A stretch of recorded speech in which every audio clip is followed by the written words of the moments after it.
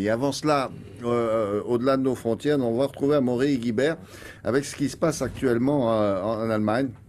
On pensait que la rougeole était presque éradiquée et vous allez voir, et pourtant, mais ce qui fait la spécificité de ce pays-là, c'est que la vaccination est mise en cause. Des centaines de cas ont été recensés depuis l'automne, des cas de rougeole, et ça inquiète beaucoup, évidemment, vous le comprenez, les autorités sanitaires de la ville. Et Amaury Guibert, que vous voyez là, va tout vous raconter. Bonjour Amaury. Bonjour William, bonjour à tous. Effectivement, les autorités sanitaires sont inquiètes parce que cette épidémie de rougeole, c'est un peu du jamais vu en Allemagne.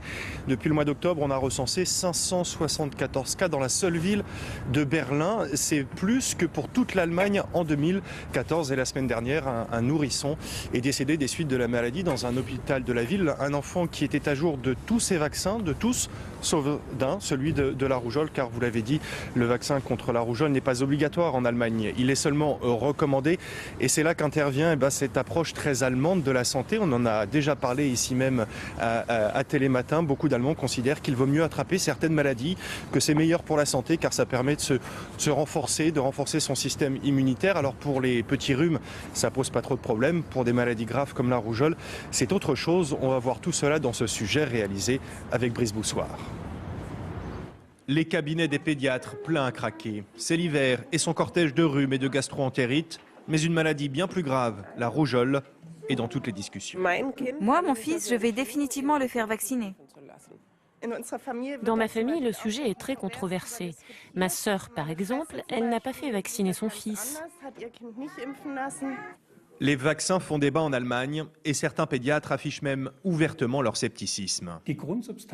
Ces substances qui sont utilisées dans les vaccins et qui sont censées immuniser, nous n'en connaissons pas encore tous les effets sur le corps humain. Et aujourd'hui, 21% des Allemands sont convaincus que les vaccins provoquent des allergies. 70% pensent même qu'il est bon pour les enfants de contracter des maladies comme la rougeole. Il y a eu tellement de personnes vaccinées que nous ne nous rendons plus compte des vrais effets de ces maladies.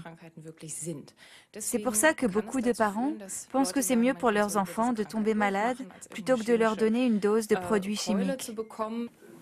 Sauf que la rougeole, c'est tout sauf une maladie bénigne. Les séquelles peuvent être très graves. Un malade sur 1000 en meurt. Beaucoup pensent donc qu'il faut rendre la vaccination obligatoire. Je n'arrive pas à comprendre les parents qui font prendre ce genre de risque à leurs enfants. À Berlin, cette école affiche porte close. Un enfant a été diagnostiqué avec la rougeole. Les 1000 autres ont dû rester à la maison. Le gouvernement allemand espérait éradiquer la maladie cette année. La promesse, c'est sûr, ne pourra être tenue. Alors, Amaury, on a bien compris que la vaccination n'était donc pas obligatoire en Allemagne. Mais il y a combien d'enfants allemands qui sont aujourd'hui bien protégés ? Eh ben, ils sont très nombreux. Ils n'ont jamais été aussi nombreux, en fait, William, et c'est tout le paradoxe. Plus de 96% des enfants qui rentrent en primaire à l'âge de 6 ans ont reçu la première dose de vaccin. Le problème, c'est que pour la deuxième dose, parce qu'il faut 2 doses pour le vaccin contre la rougeole, eh bien, pour la deuxième dose, ils ne sont plus que 92%. Et on considère en général qu'il faut un taux de 95% pour éradiquer la maladie. Mais ce qui inquiète vraiment les médecins, c'est pour les jeunes de 15 à 30 ans. Car pour eux, le taux de vaccination baisse dramatiquement à peine 30%. En fait, ces jeunes-là ont vraiment grandi dans l'idée que les vaccins ne sont pas forcément bons pour la santé, qu'il vaut mieux attraper des maladies pour renforcer son système immunitaire. Figurez-vous que pendant longtemps, certains parents allemands ont organisé des booms spécial rougeole.